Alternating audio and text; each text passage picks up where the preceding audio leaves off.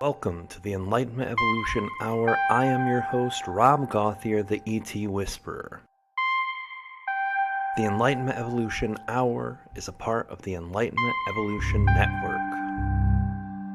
Any ideas or opinions expressed by myself, the guest, or a caller may not necessarily reflect the same opinions of the Enlightenment Evolution Network. Enlightenment defined. It's the state of giving and receiving greater knowledge and understanding about a certain subject or situation. Evolution defined. The gradual development of something, especially from a simple to a more complex form. So what then is Enlightenment Evolution? The state of giving and receiving greater knowledge as we develop from a simple to a more complex human being, living on Earth for our soul's experience. Welcome now and join us as we explore our Enlightenment Evolution Hour together.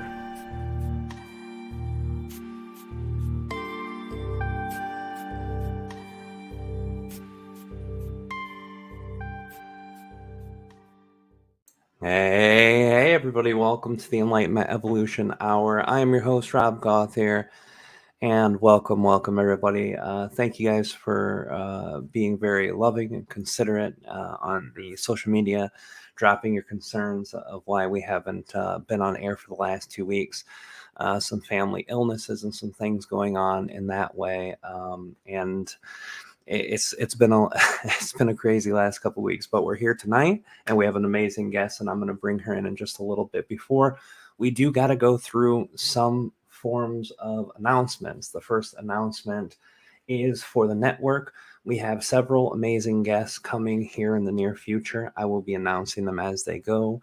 If you want to know who we're having on before they get here, you can always go to the Facebook page, Enlightenment Evolution Hour, which is where we host most everything Enlightenment Evolution Hour for the now until the website's up. But we will have that website hopefully by the end of this year, hopefully by the end of this fall. But either way, you can always just subscribe to the ET Whisper YouTube channel and pick all notifications, and you'll be announced to the show when it's first created, which is usually within a few days of the live broadcast itself. And if you want to be here live every week, we're here Wednesday, 10 o'clock Eastern, that's 7 Pacific, and we're live. And we also simulcast from the Matrix Minds. Hello, all the brainiacs out there listening tonight. Thank you guys for showing up. That's on the Facebook page. You can always go there. The website's also listed at the bottom of the description. And after we create the content, it is redistributed through the Forbidden Knowledge News Network and the Conscious Awakening Network, both of them who are amazing, amazing groups with lots of great content out there. And lots of amazing people who do content through that. And so that's the announcement for the show. For the network, we do have Out There Talk with Valiant himself, seems to be back and running. You can go to Out There Talk at midnight every Tuesday and Wednesday at 11:59 Eastern. A minute before midnight, the show starts, and it is on Instagram live show, and it's an amazing show, which is part of the Enlightenment Evolution Network. Also, the mothership, I have not heard anything back on that, so I'm figuring they're on hiatus until later review, or until one of the main people who do the hosting, SPG, who we've had on the show, had his wife on the show, amazing dear friend, longest living friend of mine that I've known. We've been friends since we were 4 years old. He's got a surgery coming up, so anyone who wants to send some love and healing to him, it's a big surgery. It's a massive reconstructive spinal surgery, which is going to be a pretty hefty thing, a big life change for him. So sending love his way, I'm sure he would not mind that at all. As for the ET Whisperer, the only announcements that we have is that because of the family illnesses and just the situation with the energy there, we have had a lot of sessions need to be rescheduled. We've taken daytime sessions off the calendar for now. And once I clear the calendar, I've made a decision that I will only be channeling Metatron for a little bit. I know everyone loves Ardif and Treb and all these different entities that I've connected to through my channeled state, but I need to connect with Earth energy. I need to be more connected to that than the galactic energy, and it's not anything bad about that. It's not anything bad about Trevor Ardif. I love them literally as if they're my family, but I just need a break. The type of energy it takes to channel them compared to Metatron is quite different. Metatron's energy for me is very strict. It's very putting in a line, but the energy of connecting to him and also repetitively channeling him doesn't tire my body, my mind as much. And right now, I really need to go through some healing processes. So once I achieve getting everyone's sessions done and taking care of Patreon and doing whatever events we're doing, that will be there. And I don't want to drag out announcements too long, but there's one more announcement for the ET Whisper. I have a 3-day event in Sedona.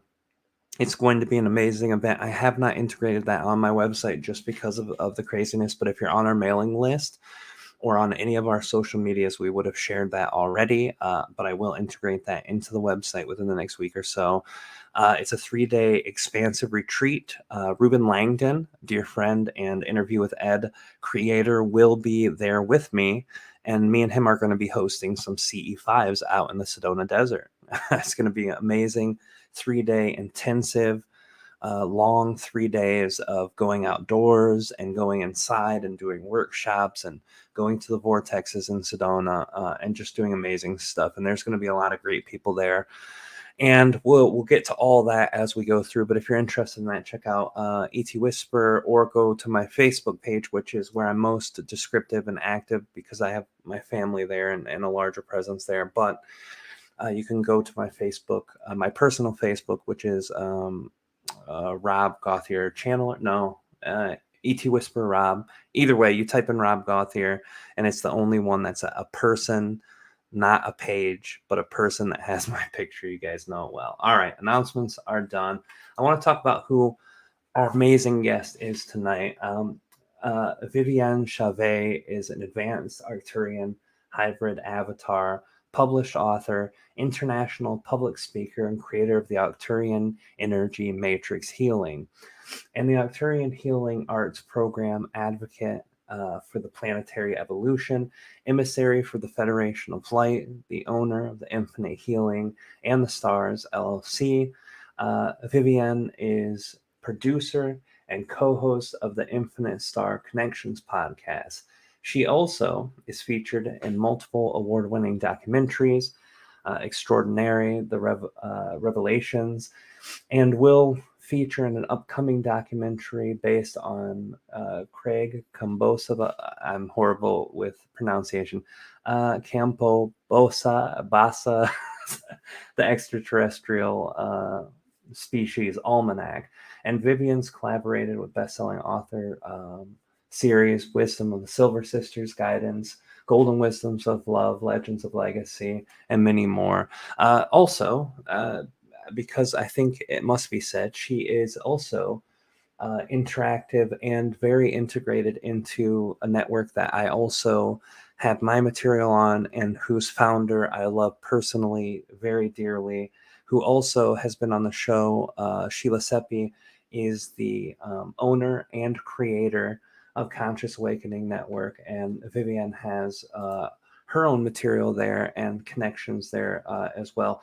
But I think instead of describing anything more about her, I think I'll just bring her in and welcome her to the show. Welcome, Vivian. We are so grateful that you came. I know you had a long day today and a busy day, so thank you for being here. Rob, it is absolutely a joy and a privilege to be with you, and very happy to hear that we have such a dear friend in common, my dear star sister Sheila. Connecting Andromedan and Arcturians, we are two of the most ancient civilizations, and we have such a profound love and respect for each other. So, you're definitely part of our club because you're in great company, and I'm excited to be here with you. I am so excited to be here with you too, and I've really looked forward to this talk for a while. as most people, most ideas, and most other material that's in the community, I don't always have time, uh, to go through a lot of other people's materials. So the material I've been through of yours was fascinating. And I look forward to exploring more of that. And part of our exploration here is twofold. We want to connect to people on the level to get to know them as a person, but also get to know what it is that their passion has driven them to, which creates this place for you to be and to share your stories and to share your gifts with the community. So the first thing I ask isn't based on what your story is, but something that I find a bit more interesting than that. What is or what are the experiences that you had during young childhood, early adulthood, before you started your journey in this direction? What were some of the things that opened you up to be a person who was able to find interest in connecting to star beings and doing QHHT and teaching these advanced healing systems? How did you develop through your childhood, or what types of experience did you have that opened you to be that person? It's a beautiful question, Rob, and allow us to explore. Let's take a journey together. So, you have to think about what is unique about me and how I present myself is that I am truly, at the soul essence, an Arcturian being first. And as an Arcturian being, I chose to embody on a soul consciousness level a human hybrid form, a physical form, as you see me as, even through my picture and when you meet me in person or through my videos. So, with that being said, what does it mean in regards to your question? Is that it has profoundly influenced everything I've ever done, my perception of reality, perception of energy, and even the energetic fields around people. I remember, Rob, even in kindergarten, I say kitten because I love cats, but I know it's kindergarten. You have to forgive me. My earth native tongue is French, as we discussed beforehand. So I'm 5 years old, going to school in what you call kindergarten, maternelle in French. And I look around all these playgrounds that make absolutely no sense to me. It is highly illogical, pointless. I find no joy in these playful, redirected games. And the teachers is always said, well, why don't you just go play with the blocks or go do some drawings or involve yourself? And I would ask, why? Why would I do that? What is the gain? What is it that I need to learn? So I would tend to be rather stubborn in a sense that if something displeased my energy, it was in misalignment with me, I would simply divert away from it and just go do what I want to do. So I play most of my time painting because I found it that was more creative and opening different channel in myself. Other than that, it to me was a waste of time. So needless to say, by the age of 5, school will call my mom multiple times. Well, your daughter is great. She listens, she's polite. At the same time, she does what she wants. And my mom would simply smiles because she knows who I am. There's no secret. It's clear from the get-go, from the moment I set foot on the planet, she knows who I am. So it was more of a learning curve in terms of how I have adapted to live in a semi-humanized way, how to navigate and coexist in a third dimensional realities, and watching over the years, even in school and high school and later on college, watching humanity evolving slowly, like multiple of butterflies slowly coming out of a cocoon phase. And all in the meantime, I'm experiencing emotions, relationships, uh, communications, how to relate, how to dress, what to do, how to feel and be more human so I can understand what it feels like. And I have learned quite well. And the pivotal time that really shifted me into more in terms of who I am, who I've become today, was very much in my early 20s, where when I met my first real spiritual teacher, Gabby, and Gabby knew I was. She accepted me. She was fascinating with my presence, and she was extremely gifted. And she introduced me to the principle that, in spite of the difference, we all ultimately divine essence of light. And that opens up a complete different consciousness, different field for me. And from there, my intergalactic group, who has been always very deeply involved with my earthly journey, came forward on a more predominant level and says, okay, now that you are ready, we're going to coach you closely to align yourself with your own timeline, what you've come to do. And then from there, we're going to begin a series of awakening process that will lead to learning, discovery, different modalities, developing my own over time, and receive teachings both from them and and I've been exploring teaching on this earth plane. So it's been truly deeply a fascinating journey. This is the part that really fascinates me about your story is, most people who have come into the Earth incarnation from another system, star seeds, or whatever you want to call them, even if they're direct incarnates. Most people don't recognize this until they are much older, usually around the spiritual journey. It's just they feel like they're out of place, or they feel like they've always known things that others didn't know, or experiences like that. So to my understanding, you knew directly about your lineage pretty far back. And was that all the detail that you understood as a child, even as a 5-year old, or did that take time to integrate and piece together also? I like your approach, Rob, and your energy. It definitely has been a rediscovery process.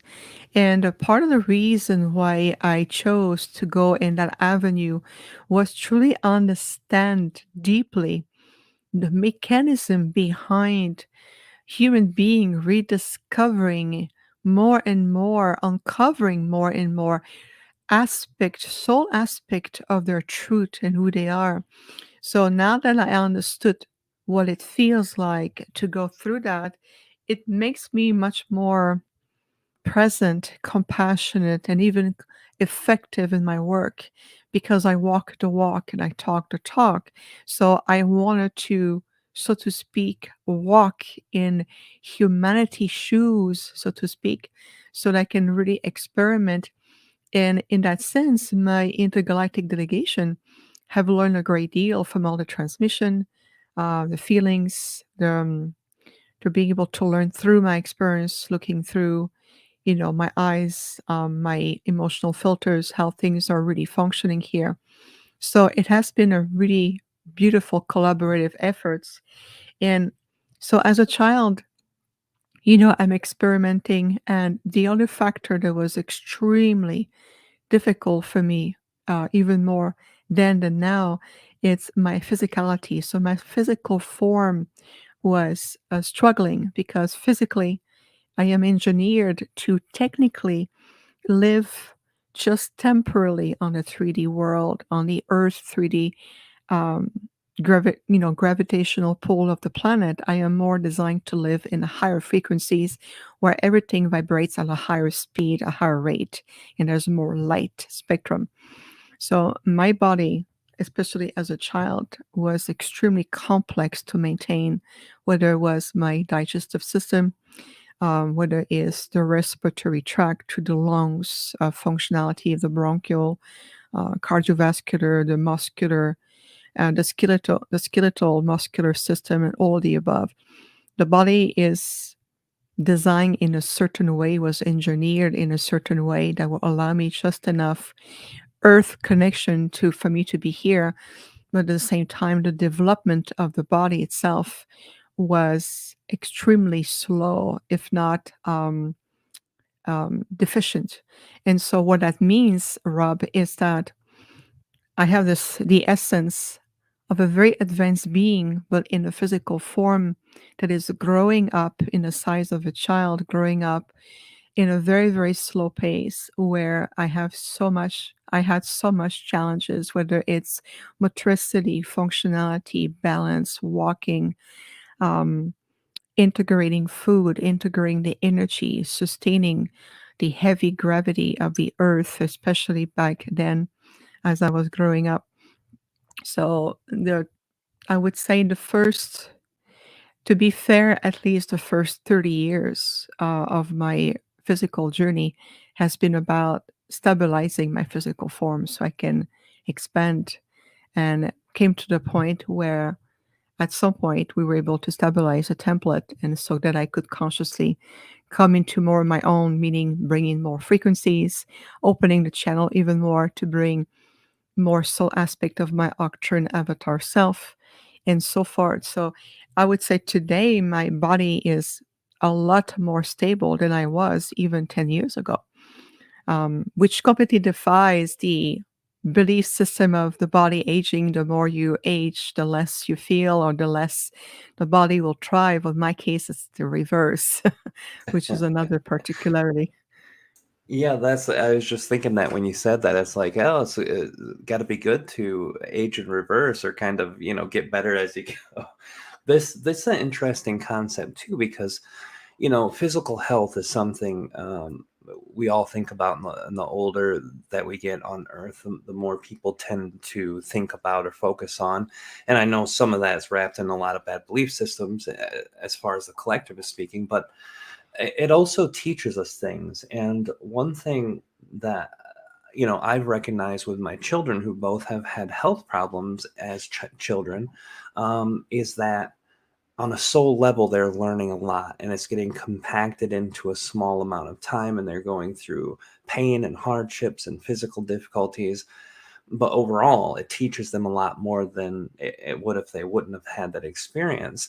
So physically, the reason why your body wasn't holding up is because it wasn't designed to stay in this system for long. But on a soul level, do you think maybe your desire is what kept you here, or your excitement, or the fun that you had? And if that is the case, maybe the reason the body was having more problems so that you could get those lessons, those heavy earth lessons learned quickly. Actually, none of the above. That's because in my case, my body is a prototype that came into being after generations of perfecting the template. It's started as a holographic matrix, and then we brought in different genetic material from my Arcturian side of the family, or to speak, and of course, a collaboration through my human mother lineage throughout generations. So the template took time to perfect. I have no need for these lessons. I've already gone through that a long time ago. It's more in terms of the challenges of sending out back onto a planet a very highly evolved being whose body vibrate at such a high rate that it is impossible for us to be physically on the planet. So we go, what can we do to come up with a solution if you really want to be more physically present on the planet and have direct impact and be more effective that way? So we need to create a vessel that will allow me to be here. It's like saying, Rob, we're going to send you on a grand mission, on a diplomatic mission with oceanic civilizations, but we need to find a way to send you into heavy pressure in the depth of the ocean so you can still navigate, function, and be there. So it's more in that aspect in terms of it takes a lot, and still to this day, it takes a lot from my Arcturian team and my Arcturian father to constantly upgrade my body so I can stay in a stabilized way, whether it's the immune system, whether it's ingestion of the food, the nutrients, how I breathe. It's the alchemy of the body. It's everything. So in my case, it's a very unique situation in the sense that I could have chosen to be more like an ambassador or like an Arcturian ambassador, communicating with point of contacts on the planet to channel teachers, practitioners, people like yourself. But instead, what I did is I volunteer to bring such a high level of soul awareness directly representing our delegation. And again, it is very challenging, near impossible for us to be physically present here because it is way too condensed. It's like you sending you with a snorkel and padding and says, make sure you go dive deep in the core of the ocean. You will go like, well, I won't be able to reach that point unless I have the proper equipment. So it's more in that sense, if that's clearer. Yeah, yeah, no, it makes total sense. I always try to look at things too from both the physicality aspects of it and the soul aspects of it. But it makes sense if your incarnation before entering Earth was a high dimensional Arcturian being, that those types of lessons really wouldn't be as great. But it's hard to say because sometimes when you talk to people who find their starseed experience, or someone who's incarnated from another system in general, usually they're inhabiting bodies that are 100% human, or at least somewhat modified at some level. So they're still entering that Earth program. So there's something about the Earth experience that calls to them as much as their desire to help Earth. I've said it like this before. A lot of starseeds come in wanting to save the world and end up learning that in their assistance with the world, they're saving a big part of themselves too, because just living on Earth in the vibration that we are is such a different and weird thing, and the beings who spent millennia or millions of years outside of that system, uh, in perfect harmony with their race as a oneness and tight collectives, coming back to remember the old disconnection, forget everything, heavy, dense polarity games got to be a tough one too. I mean, that's got to be a teaching vessel for a lot of people too. So that's why I was kind of thinking on both terms, but it makes sense structurally with the body, physically, energetically. Can you tell us a little bit about the Arcturian race that you come from, how they would describe themselves in dimensions, and what their physical appearance is? Any details that you can give us about their collective, that would be great. Yes, of course, with great pleasure. So, Arcturians, we have been described as one of the oldest and most enlightened intergalactic civilizations interacting with the Earth plane and this quadrant that you refer to as your solar system. We we have been interacting with this area of the multiverse, so to speak, for about between 3 to 4 millions of years. So we've seen the solar system shifting tremendously to the inception of the Earth, the planets around, civilizations, and right, lots of movement in the sector. We come from a realm to our beloved star Arcturus that vibrates at a much higher level frequency wise, and it is known as the realm of the great unification because we have reached unification within the different planets coexisting within our realms, and we are closer to the central and the great central sun. So we receive very high level of luminosity and light frequency. We utilize very highly evolved type of crystalline technology that feed the planet, especially the blue crystalline planet. And that kind of technology is also on board our ship, along with other form of very advanced mastery of thought forms projection that our navigators use to navigate through the multiverse, along with light frequencies, sounds, and other form of conscious assisted technology. We we are a very unified civilization in terms that our primary focal point, so to speak, is to help souls to evolve, whether it's from the children evolving in our realms to the elders and even souls who come to our realm to maybe spending a few timeline with a timeline, time life, lifetime with us. I mixed the word timeline and lifetime. That's a new word. Many lifetimes with us to really learn the mastery of the Arcturians. We're beautiful masters of light and master at soul healings. So we oftentimes will coach other souls from different civilization or different realms, and we help them to bring themselves back to higher octaves of light so they can choose properly the next level of evolution, whether it's to physical incarnation, whether it's conscious evolution, whether it's simply moving on beyond even identity and simply in conscious form. So Arcturians are extremely peaceful, although we have the capacity to protect ourselves or to protect others. We are great protectors of life. We we help a great many other civilizations who are also on the verge of a very important evolution. Like the Earth humans are on the verge of a huge awakening and finally returning to their awakened state.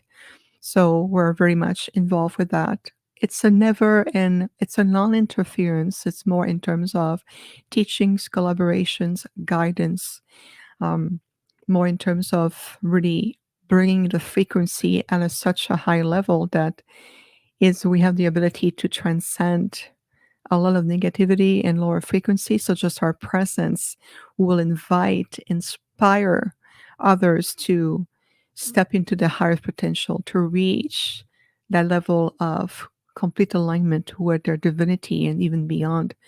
So in a nutshell, Arcturians are extremely loving. It's almost the best word I can find is they're almost regal in their presence, and yet emanating such a loving presence. It's when you are in the presence, you listen, it inspires you to be in that state of opening and remembrance and even beyond. Our teachings are phenomenal. There will be more coming back to the planet as the vibratory state stabilizes over the next few years. Um, it's very challenging to describe their essence because this has reached such a level of mastery that for those of you, whether star seeds or teachers, channels, or working with genuine Arcturian guides, people will tell you the same thing. It's just they love them. There's something about them that just inspire you to be the best of you can be and even beyond. So I hope I was able to just capture an essence of who we are. Yeah, that's very beautiful. I appreciate the description and the layering of the energy there with that. This is something that I've always felt too. The Arcturian energy is a very high vibrational, high technological, high consciousness, high collective sense of energy. There's also, from my own understanding, there's many different types of races that live in the Arcturus system. And they're described differently through different means. And obviously, on a human level, with a human mind that wants to know all these great details, there's a lot of people who talk about the different types of races and things, or the different looks of races within Arcturus, using the Arcturian idea as a blanket term, and then kind of describing other. But can you describe their physicality? Because I've seen many different depictions, and some of them are drastically different from one another. Just so that I can kind of get an idea and energy behind what their dimensional, physical appearances would be like. Because just because as humans we see them depicted so many different ways. Yes, and I know that I'm very aware. That's a really good point, Rob. Is there was a time in early stages of human civilizations where Arcturians were mistaken for angels because of the ethereal quality and their emanations of light. And then, of course, the conscious shifted again. And when it comes to Arcturians, one thing that we take pride of is the fact that we all look the same.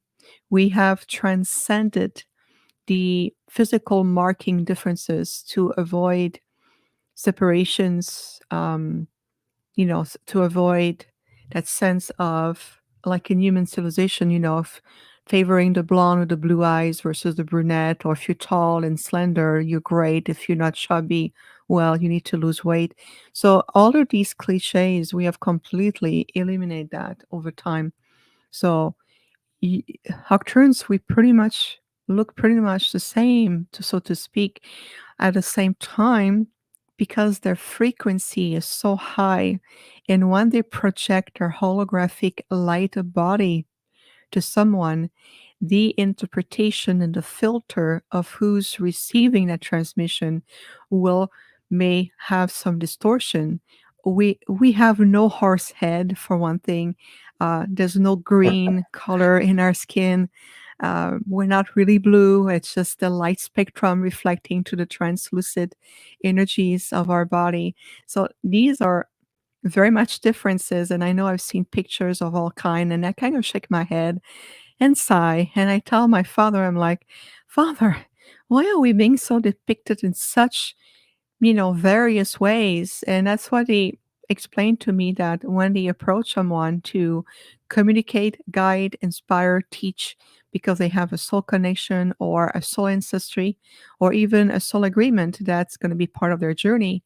Well, depending on where that person is, advanced or non-advanced, the Arcturians, we have the ability to adapt, if you would, our holographic light body to you. So if we feel that if we take a 5 feet tall look to make you feel more comfortable, then we'll do it. It doesn't mean we're 5 feet tall. It's just meaning that's the approach that we took with you. Um, Yeah, it I am. makes sense. Is it enough if you feel the energy behind the words? It makes so much sense. So this is how advanced they are in their mastery. So I have been going on and off the ships in consciousness, in full body take, in a light body projection, in thought form, in many, many ways. And I can tell you that each and every time I go on board our ship or an aspect of one of our fleet, the Arcturian presence is always the same. Yes, we do have beings with us on board that comes from other home worlds and other systems.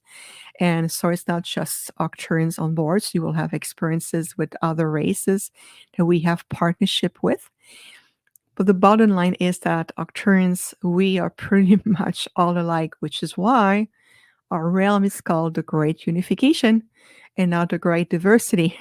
So this is why the as as human beings, channels, guides, people here on the planet, even star seed, start to blossom more in terms of the perfection of their ability to perceive, beyond filters or beyond preconceived notions or stored imagery in our subconscious. They're going to start to see through their multidimensional sensory point, really funnily what we really look like. And there will come a time where that will become much more available.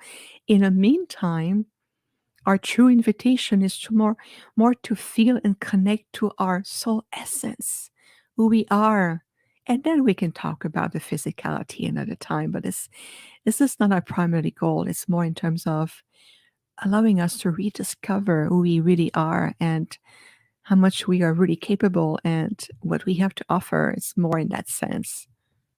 Yeah, the interpretation per person in receiving also makes sense. There's so many people who will watch the same movie and have a whole different perspective of what that movie was about, or listen to a song and pull different meanings out of it. And psychic phenomenon is very common for multiple psychics to connect to one energy and see it completely different. We definitely have filtering systems, and it makes sense a collective that's non-physical would want to be unified and not identified too as a physical body or structure too. So yeah, all of that makes sense, and I appreciate you sharing it that way too. Um, as you go through with the energy and the Arcturian consciousness, and as you've been learning to integrate more of your both your humanness and your Arcturian energy, what do you think has been the most difficult thing for you in this lifetime, as far as the human side of it, and what has been the most difficult part of your Arcturian energy to integrate into the human life? I love this question because I definitely have gone through lots of challenges. I would say first is when I returned to the planet and went through, the education system, growing up, understanding structural aspect, historical. One of the big challenges was rejection. It's because, and I know that many, many people listening right now, and maybe even including you, Rob, can relate to that, is that not only on an energetic level, I felt very different, very unique, very out of sync with the overall energy at the time of where I came through as a child and growing up, the 90s and all these energies. But in addition to that, I also physically, even though I look a lot human, which is the goal to make it easier for everybody, I still look odd, weird. There's something not completely right. Today, it's maybe less obvious, but growing up, it was. Um, the body was frail and a little bit, kind of bizarre, and the way I walked, the way I looked, the way I felt. So it was feeling very uncomfortable with people at the time and even other children's and even more teenager. That was a nightmare. And growing up, even as a young adult, you can tell that I really, really felt like an extraterrestrial being. And I use the word extraterrestrial with so much love. So you have to understand the semantic of how we're utilizing this word. Is I really felt like, a star being that fell off the sky and just decide to live among you and see what's going on. So rejection has been very difficult. Isolation as well. I grew up, especially in school, almost, you know, very little friends. And when I had friends, they wouldn't stay because the other kids would make fun of them. You hanging out with the weird Vivian and look how she talks and walk. And, it's like, if you stay with her, we won't be talking to you anymore. Are these completely nonsense dualistic structures we go through. And so, even later on in my early 20s, when I started working, because I stayed in 20 years in corporate, having what most people call mundane 3D jobs, I started this way to explore what that was. And, I would be sitting alone at lunchtime, looking at people and smiling. And from time to time, some will come, or even during my day off, at home on the weekends, summer vacations, I would spend a lot of time by myself, a lot. And I understand today the blessing it has because I have been giving so much opportunity to rediscovering other soul aspect of myself. But on a social level, it felt very isolating. Um, and it took a long, long time for that reversal to take place where today people will be drawn to me. They want me to talk to at the conference. If I do a workshop, a lot of people will sign up because it's the experience, the feeling, they feel inspired. And I think it's absolutely amazing. So I am experiencing right now the opposite pole of what I went through for a very long time. So, going out to the movies, taking a walk, being sitting in my home by myself for hours, days, weeks, months, years, it's something I'm very familiar with. No complaint, just observation in terms of the complexity of being here. And lastly, I will wrap up with this. Lastly, challenges is to see pain and suffering and the infliction of pain other others, whether it's onto yourself, to maintaining painful memories and keeping wounds open over and over, whether it's pain and suffering inflicted to the animal kingdom, that is completely illogical to me, not completely out of my consciousness, or even children, or even in any life forms. This is something that is completely outside of the Arcturian code of conduct, if you want to call it this way. It's part of our values to earth life. It's completely opposite of us. So all this pain and suffering for me, it's very challenging. The energy behind it is very heavy. It's something I have learned to transmute and do other kind of work to help the healing and the restoration process. But in a nutshell, Rob, those are part of the challenges I have experienced, since I've been on this planet. And I've been talking about this a lot with my delegations, and they give me feedback, perspective. But yeah, it's now that I've gone through everything, I am grateful for the journey, very much so. Well, that's beautiful, and I appreciate you sharing too. I know, sharing in any general form and sense, it can be different levels of comfort for people, but when you're going through these types of things, isolation, judgment from others, this is something that a lot of humans have had tons of experiences with. And I think to some level, some humans are almost immune to it because it's become such a thing that happens. But I have noticed that both people who enter Earth system as a walk-in or enter Earth in the situation you have, which I haven't met a lot of people who directly incarnate like the Avatar indirectly.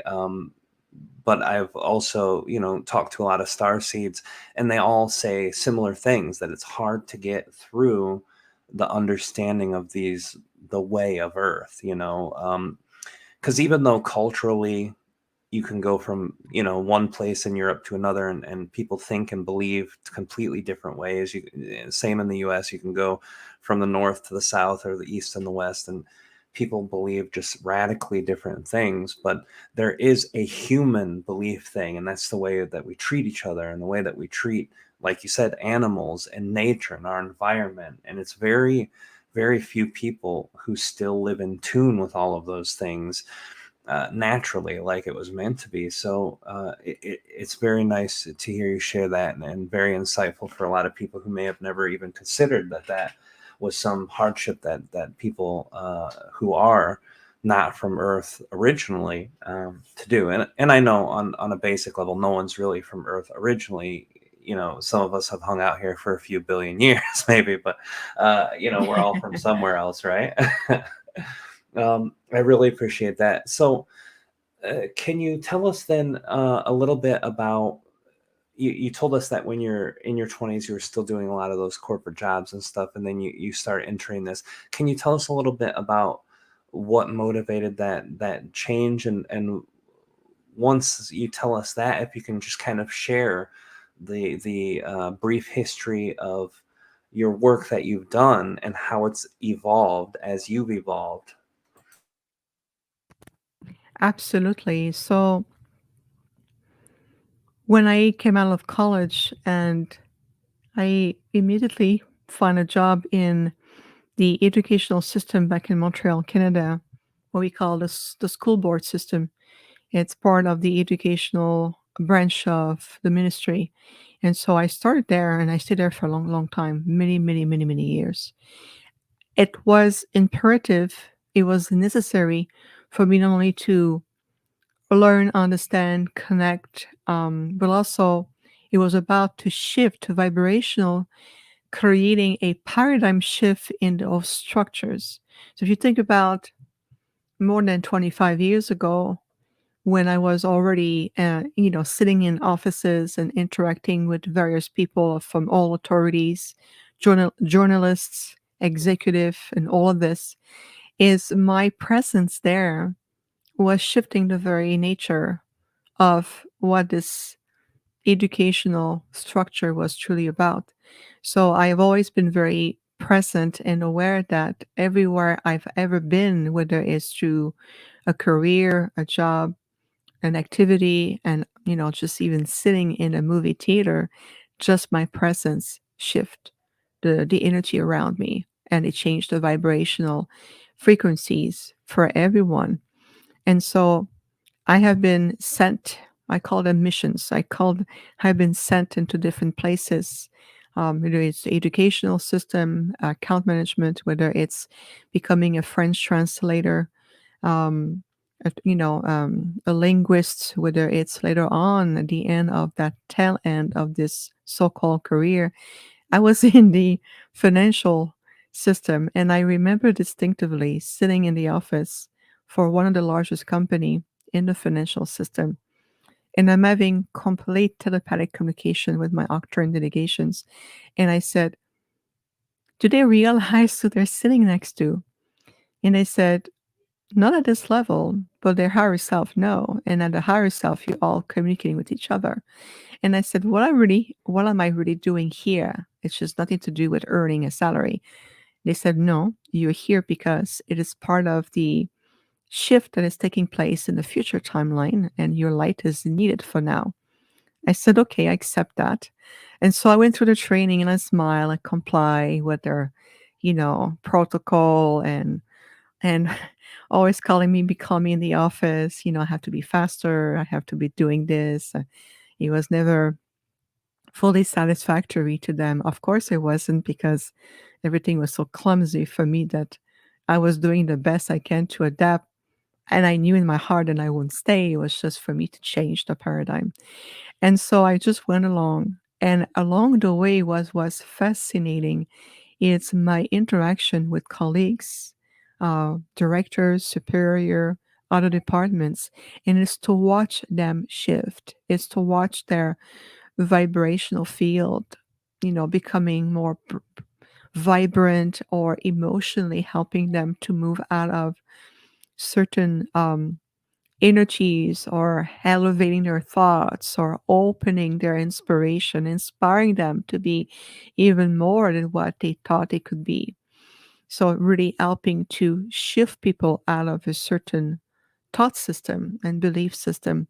And once my mission in that field, the financial field, was done, my team came one day and they told me in the middle of the week, they said, now you have a choice to make. You either go on, or you're going to go into embracing fully your next level, which is going to be your spiritual work. And clients are coming your way. They're going to be flooding your door. And I said, okay, I choose that. And sure enough, it's been a huge takeoff. And I've been extremely active ever since, more actively 100% into that field and even beyond that. But it's the understanding that, and that's true for everybody, it's not just for me, it's for everyone. There are light workers everywhere, at every spectrum of life, whether it's in a bank, a grocery store, whether it's on the road, whether it's in a spiritual conference. There's no need to be in a spiritual gathering to be in the presence of light-minded people. It's the conscious recognition of each other at that point, and to understand that light workers will be asked to be at a various level of structures in life to elevate those structures, and how as important it is as having a healing center or a healing practice and want to change the world. But you are every day in many ways, if that makes sense. Oh, it absolutely does. And I resonate and agree with that completely. We see people who do light work in every aspect of everywhere. I remember my wife, Kalina, she remembers going to a food place and getting handed a coffee by someone, and the love in their eyes was so overwhelming for her that it made her whole day. It just took her mind off all the eases. And then you see people who are in the healthcare field, and people who deal with children, and people just on every single job, every single level. You can see the people who are there for a reason. There's a guy at our local grocery store, Earth Fair. Every time I go in there, me and him talk, and we don't talk about anything important.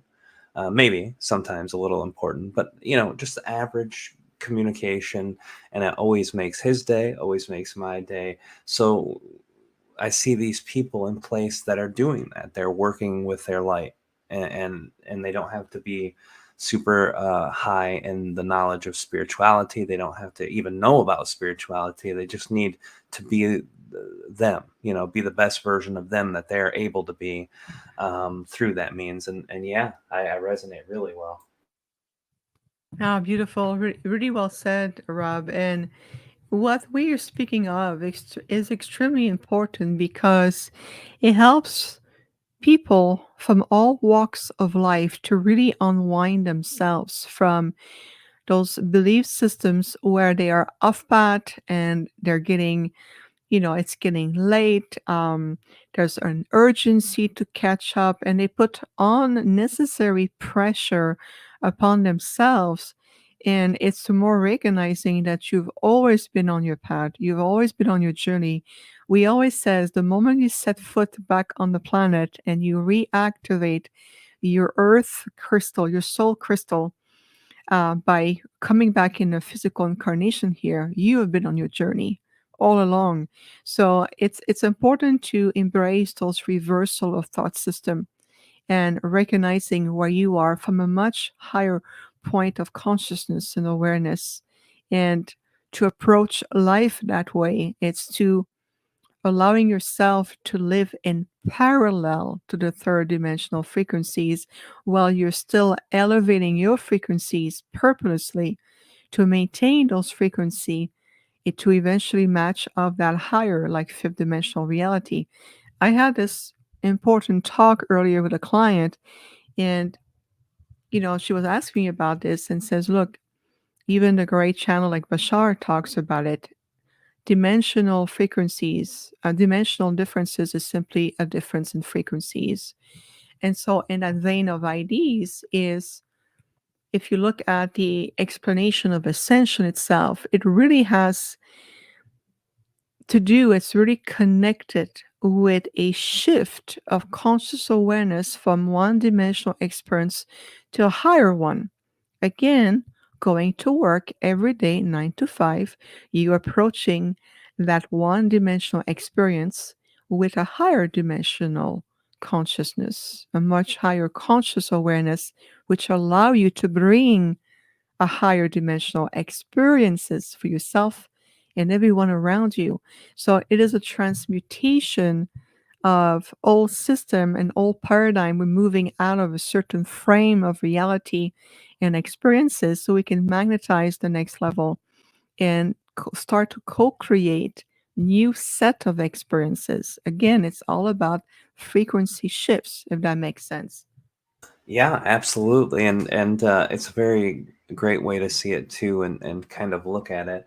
We have this philosophy difference in our community. A lot of people say, you know, just live in those high vibrations all the time and experience that, and don't worry about the earth realm. Your job is to get as high in vibration as you can while you're here. And other people say, hey, you can't be in high vibration all the time. You live here on earth. You got to be on earth sometimes.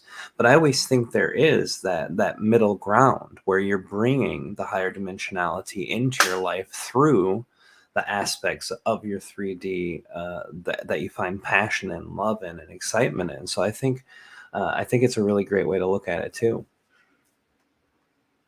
Mm. Oh, absolutely. And it's a renewal of passion that helps you to connect to your heart. It's more of a renewal of being passionate about being of service to the light. And that implies everything. And it's a new way of living. So if you think about the most advanced intergalactic enlightened civilizations, even like the Andromedans or the High Council of Syrians, you can tell that by their own evolutionary history, their own archives, they have learned from a progression of soul evolution, awareness, learning from past mistake, the elevation of the next level. And so it's the same thing right now, and more than ever is very important. And the other aspect we would like to share is releasing oneself from mental distraction. I know we understand there's a lot going on, what you call disclosure, which is just a natural organic phenomenon that is simply coming back to a state of awareness, to a state of awareness.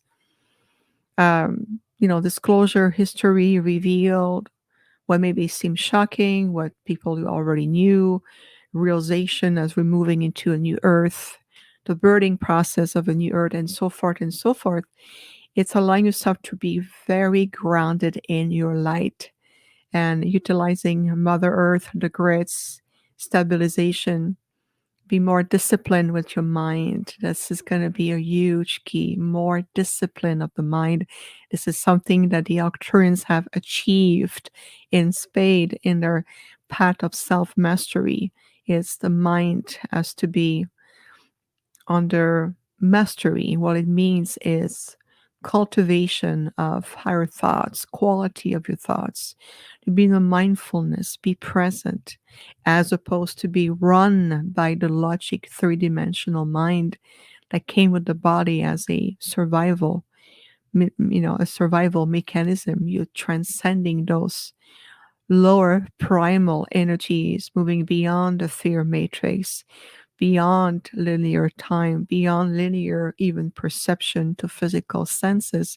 So there's a lot of shift and metamorphosis that is taking place, and you are receiving a lot of help with a lot of love for sure. Absolutely, I love that too.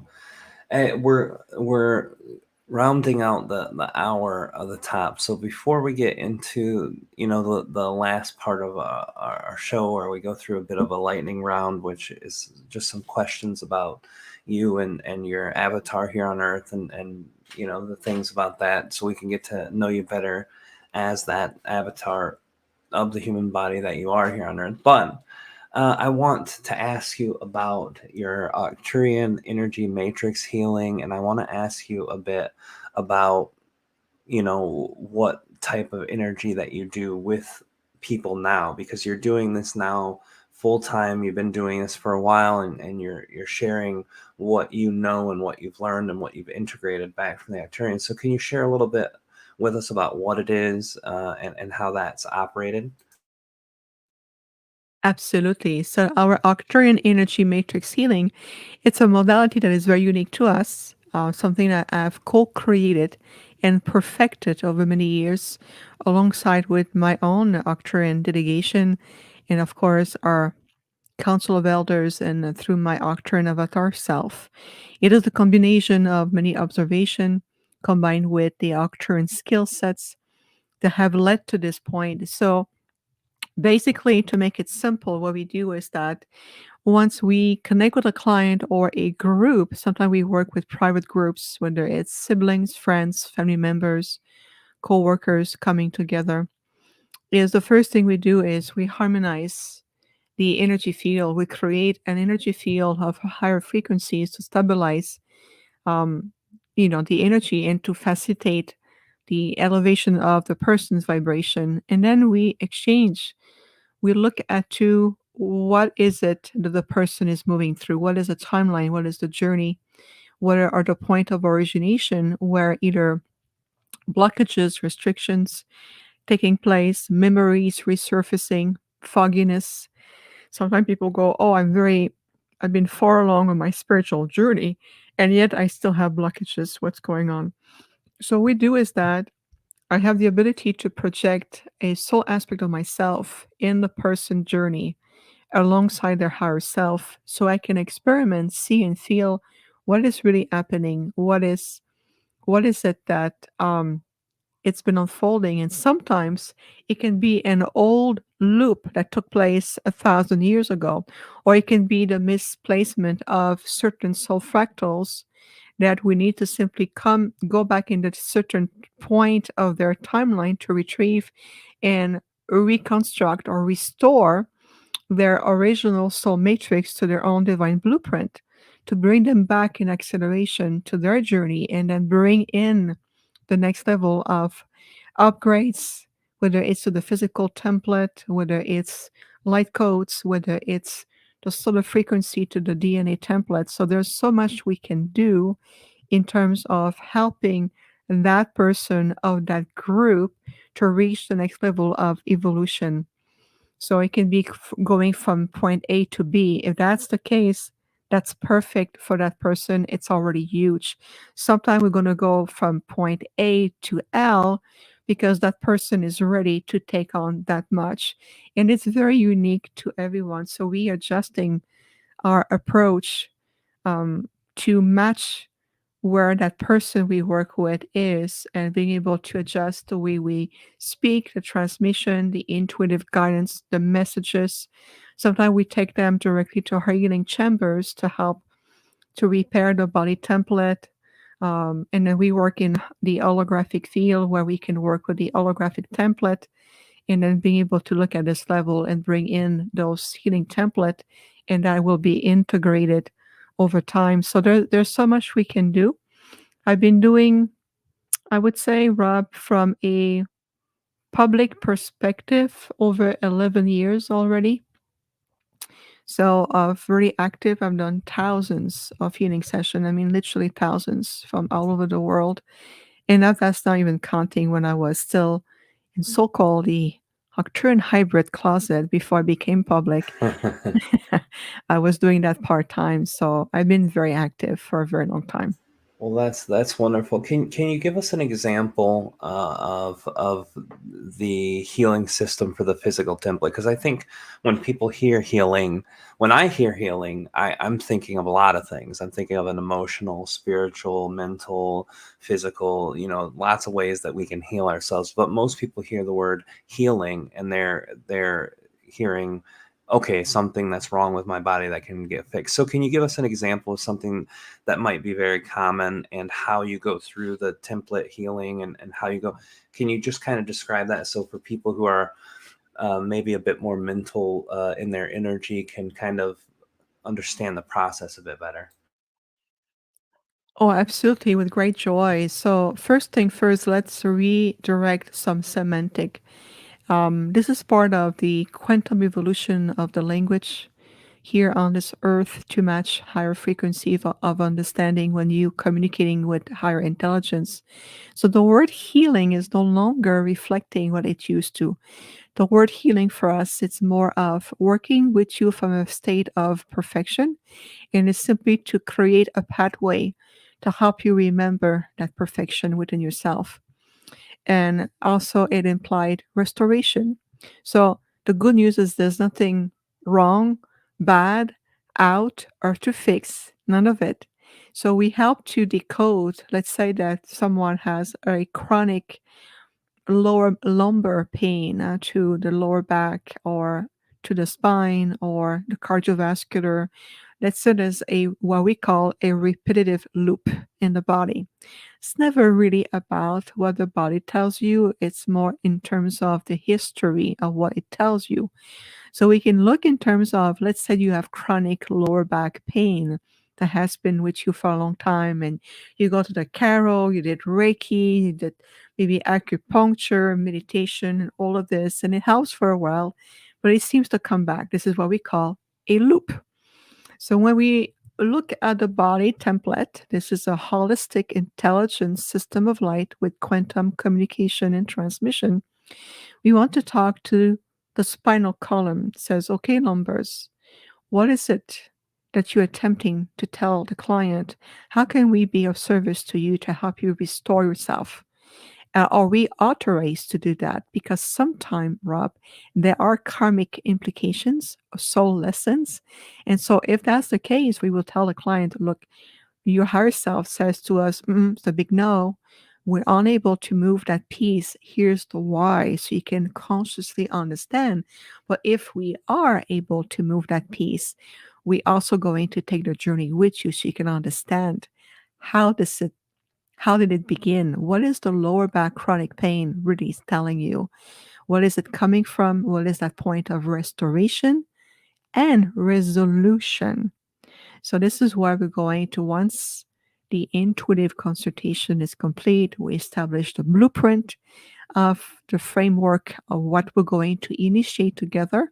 This is where we open the field and we do the work. And then we come back in physical conscious alignment and we have a discussion, a very active discussion where the client says, okay, this is what your spine told us. This is this cord that you've been carrying. It's over 2,000 years. It's, let's say it comes from Atlantis when you attempted to catch someone and your body remember that what happened, and you're still carrying the guilt around that part of your body. And now it's time to not only resolve that aspect of your soul history, we're going to close that loop. So that's an example of this. And I'm really attempting to keep it simple in simple terms.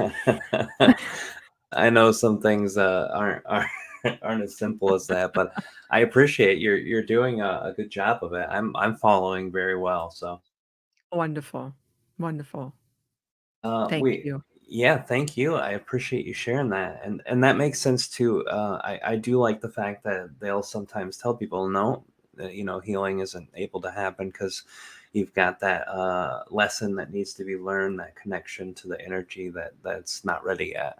Because that makes sense and is in alignment with everything I've been told and felt and intuited myself. So that's beautiful. Thank you.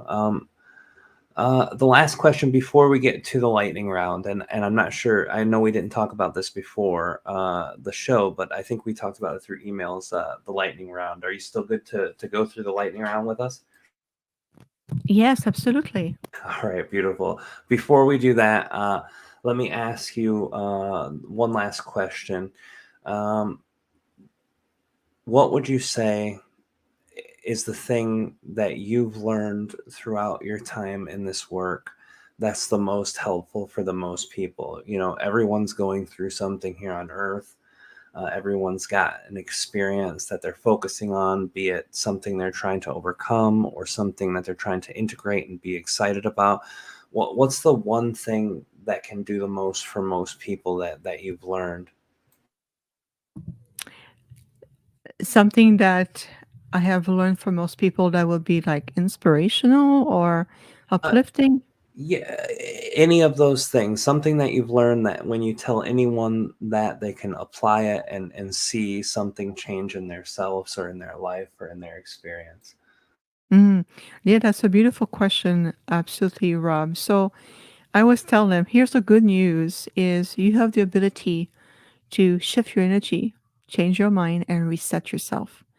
And that gives those three simple words give such an energetic freedom behind it.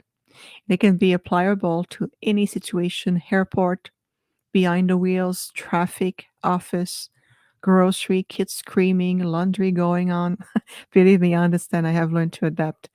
The thing is that at any given moment, you have the right to feel, to says, I I dislike how I feel right now. I change my mind. I reset myself, take a deep breath to your heart with the intention to reset your energy, come back to 0 point, divine neutrality. Feel that the day's events or the directions of your day is shifting along with you. And you go, okay, I choose again now. And when you reopen your eyes, it can be 5 minutes, or it can be a quick 30 seconds, 1 minute, if you have a green light or a red light. Watch after that what new alignment it creates. People getting less aggressive, things start to smooth down, things start to move. You have the right to choose again. So that really, again, as I stated earlier, it's create an energetic freedom that is accessible to you with the empowerment that you have. For us on the intergalactic delegations, with the Arcturians delegation, it's all about your empowerment. You are equal, your divine essence of light comprised in a physical form, and you are learning from this experience. You have the right to choose again, reset, breathe, neutrality, and start again. And those are so much practical tools accessible to you anytime. And I would say I practice what I preach. I do that a lot, especially in situation where there's either intervention from negativity, or if I, walking, if I walk in a public place, especially like airports, where there's a lot of omnipresence of other beings, entities, sometimes influence that attach to people who are tired, emotionally worked out, stressed, fear, and they feed out of those energy. Oh, I have zero tolerance for that. I reset. I reset. Only for myself, I reset the place. I reset the energy. I call upon the light. The light will come in a heartbeat. Proof of this is, have you ever experienced waking up in sweat and panicked after a very heavy dream? You turn on the light and everything subsides. By the power of the light, you just turn on. Think about this. Turn on the light. You'll see the power it contains. I like that a lot, and that is really great and really useful for people when you realize how much of your experience that you have isn't always necessary, and when you're dealing with pain or suffering or discomfort, where you can reset yourself. Uh, being present in the moment, I know is a huge part of that energy. So thank you. That it was beautifully put, and I love the analogy with the bad dream with the lights on. That really hit the spot. Thank you so much for that. Um, it's time for the lightning round. We've got about 15 minutes left. So the lightning round usually just takes a few minutes. These are a few benevolent questions designed to get us to know you as a person better. People who followed your work already know who you are as a healer, an Arcturian, a channeler, all these different types of things. But as a human and an avatar in this instant, we want to find out more about your things that you enjoy here on Earth. So our first question, which is one of my favorite, is what is your favorite color? I love that. I have learned to play along with these beautiful human experiences. I love any shade between blues and greens. Yeah, there's some mighty beautiful and powerful colors in that spectrum. I love that. That's great. And what would be what's your favorite food? That's a tricky one, and I'll tell you what. I'll tell you why. Food has always been a very contingency point for me. Ever since I was an infant, I have been always struggling with food ingestion or integration of nutrients.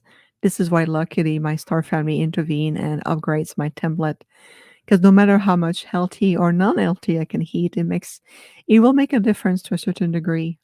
And everything else, I need to have other form of nutrients from my Arcturian group. Well, I would say the ultimate of the ultimate, I love potatoes. It brings me back to earth, a commune with the roots of Mother Gaia.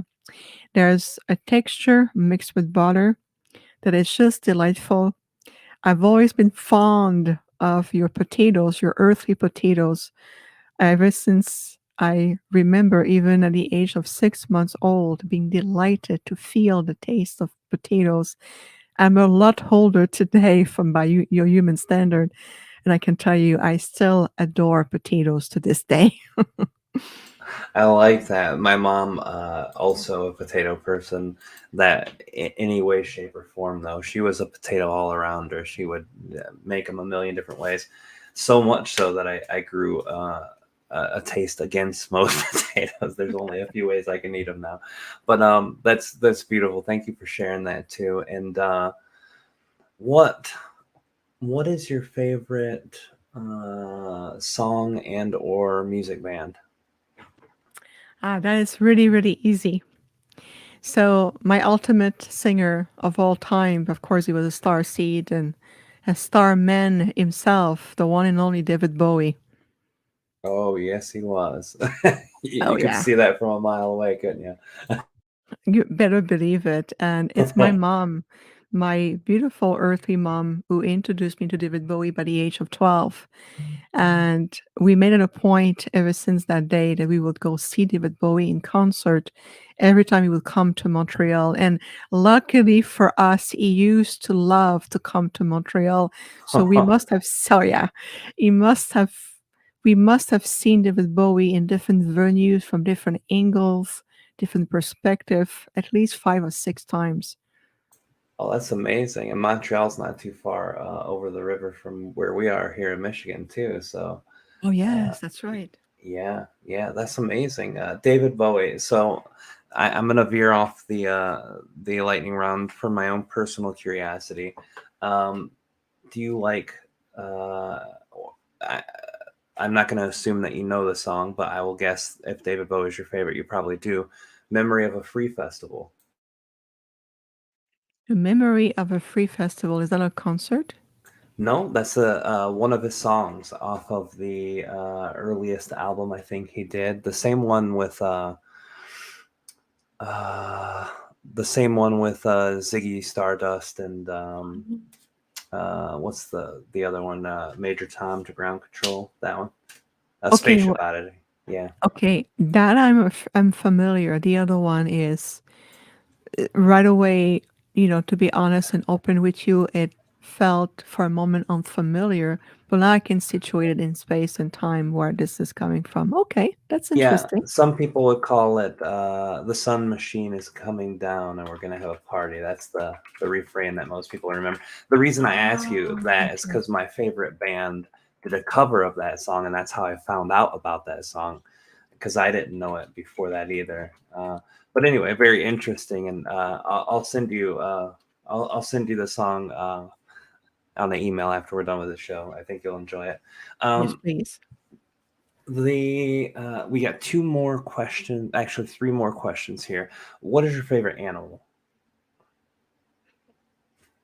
I must say I am very, very, very fond for the animal kingdom. I have a profound love and I feel very protective of animals' life overall. I have my beloved Bengal girl at home that I been taking care of since she was 8 weeks old, and now she's 7 years old. She's famously known for her tail on the screen when I do events. Oh yeah, she's known all over the world. And for those of us who are going to be listening, my Peanut. I named her Peanut because she was a little tiny ball fitting in my palm of my hand when she first arrived to me.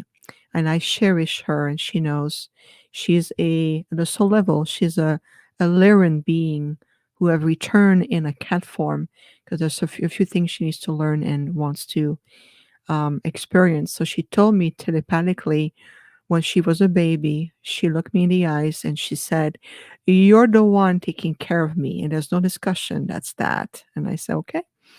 And she's here. Oh, yeah, literally. And she's with me right now. So I just want to make sure I adore her.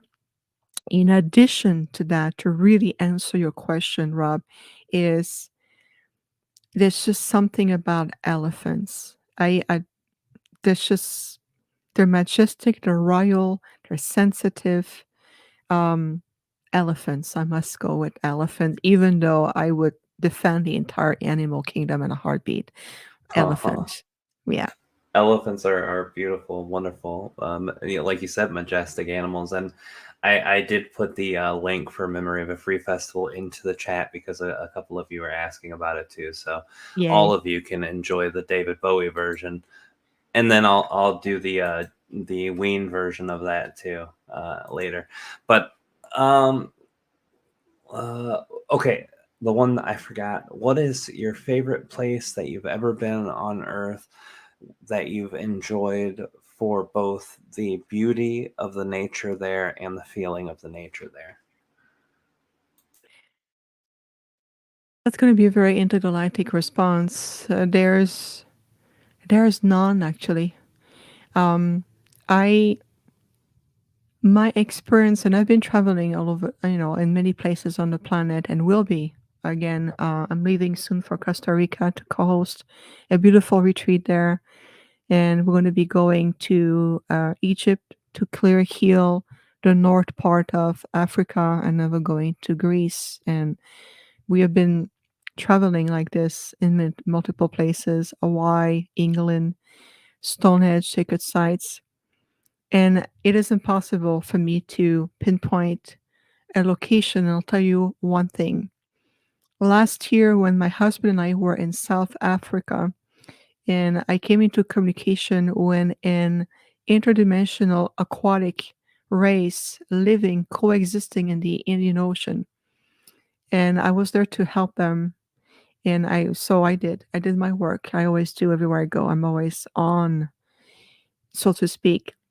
And then I look around and I told nature, I said, why do you look so familiar? I'm right on the other side of the planet in South Africa, and it looked like I'm in Montreal, Canada, in the countryside.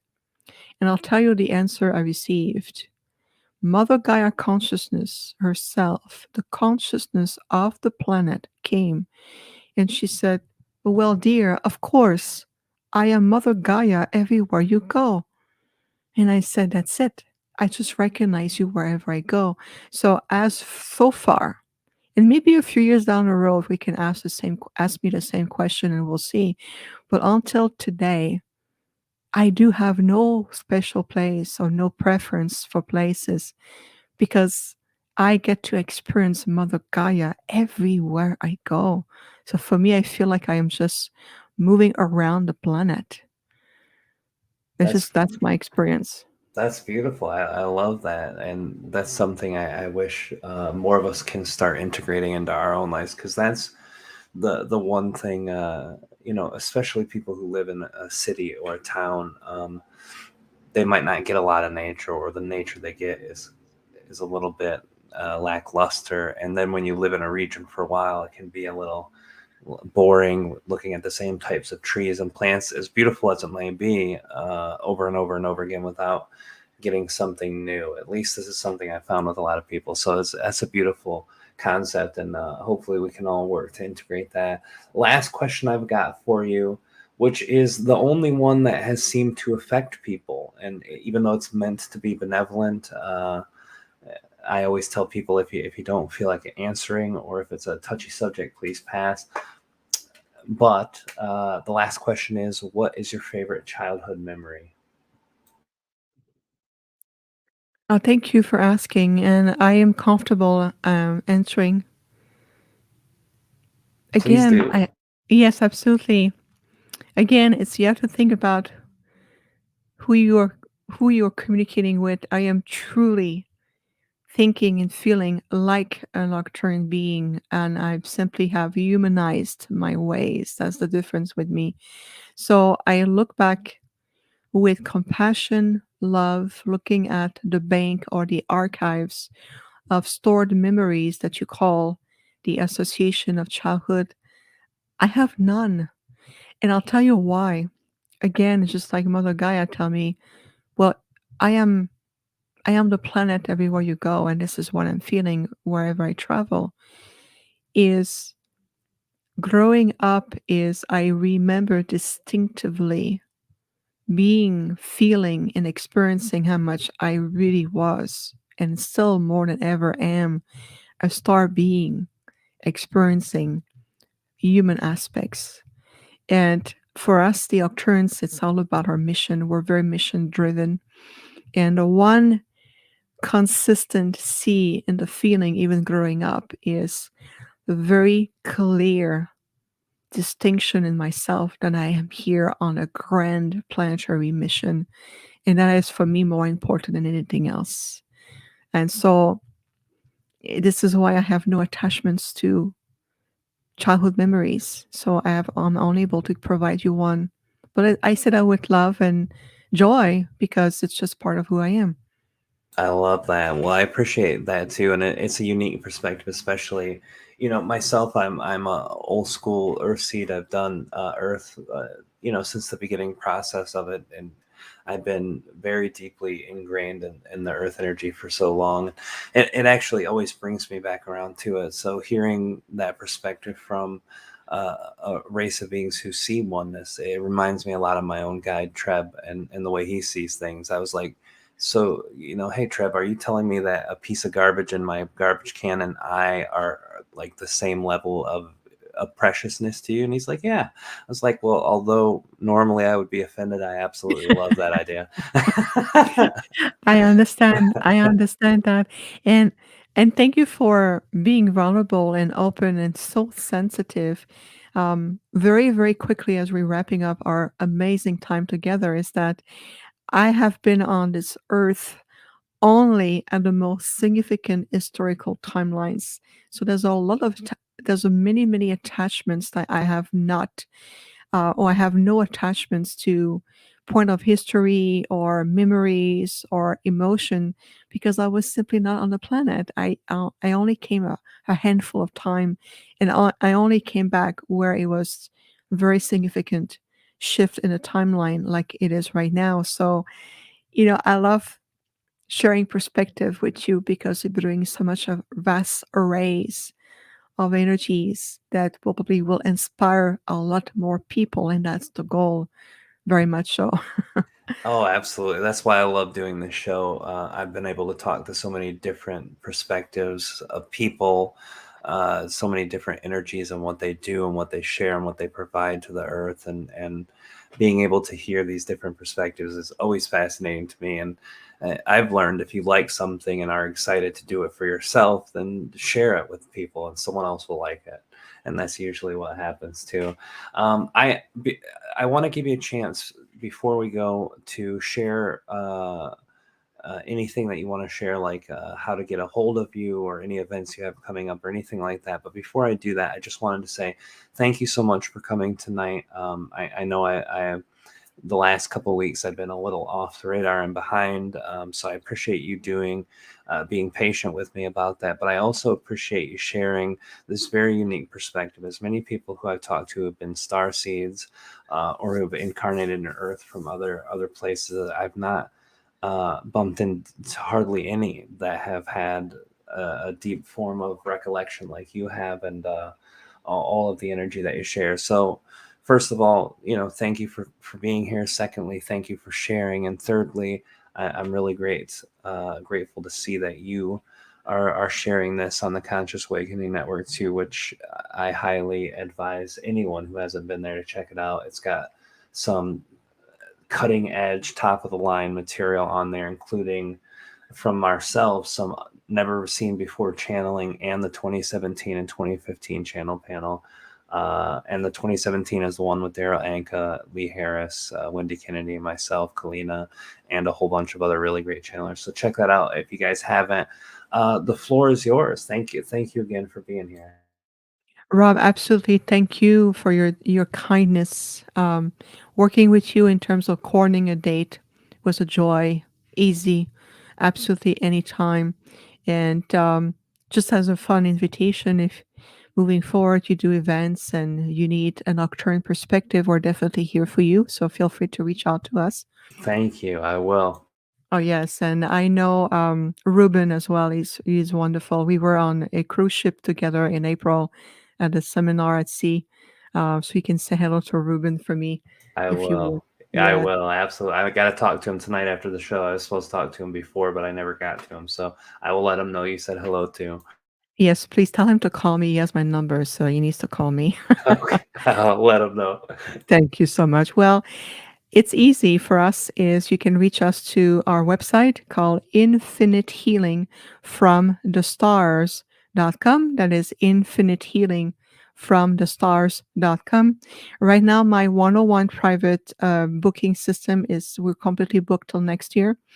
It's a blessing. I'm very, very, very grateful to be of service. We're traveling more this year, going to Egypt and different timeline and to do more highly planetary work. The best way to work with us and to be a part of what we do is to join our online community. We have multitude of beautiful membership that start as low as $25 per month, which you have a class, you have meditation series, you have private Zoom group session where we do planetary work together, planning our next retreat for members only. And so there's a lot of benefits to join our community, and we are an international community already growing, and we have wonderful light-minded people joining us. So definitely on the website, it's under services and membership. So that will be the best way. This way you in touch with us, you work with us, There's, we have our monthly Arcturian holographic group healing. That's another membership also available. So for now, I would say that's the best way. And starting our next big 3 months program called the Arcturian Healing Arts program, which is 3 months online with 3 levels, multiple sessions. It's in group on Zoom. The next one's going to be in January of 2024. You can already register for this program. It's a hybrid between learning, healing, restoring, downloads, activation, self discovery, and all the above. Again, all the details on the website. Rob, I am so moved by your energy and especially your kindness. You have such high qualities. Please always stay true to yourself. Thank you. That's very meaningful to me. I was concerned that tonight I wasn't going to be able to bring myself fully here until about midday, and then I said, "Yep, I'm going to be able to make it and do it, and it'll be perfect." And I'm glad you were able to come here too. You've been wonderful. I love the way that you share, and the perspectives that you share are extremely unique, and I love that. I always love hearing new things. So appreciate it very much, and I look forward to connecting with you down the road, and I'll definitely pass along to Ruben to get back with you. And thanks again so much for being here tonight. Anytime, Rob, my door is always open to you. Thank you. That's very, very exciting. I'll take you up on that offer for sure. And I want Thanks. to let the rest of you guys know too. Next week, our guests have not been fully booked in, as you guys know, for the last couple of weeks. We've been completely out of contact with the outer world, but we will have a guest for you here next week. And if not, you'll have the lovely old me sitting here. So either way, we'll have a show next Wednesday if all things align. And I want to thank all of you guys for being active in the chat, for being loving, for sharing your energy, your perspectives, for co-creating good energy with us.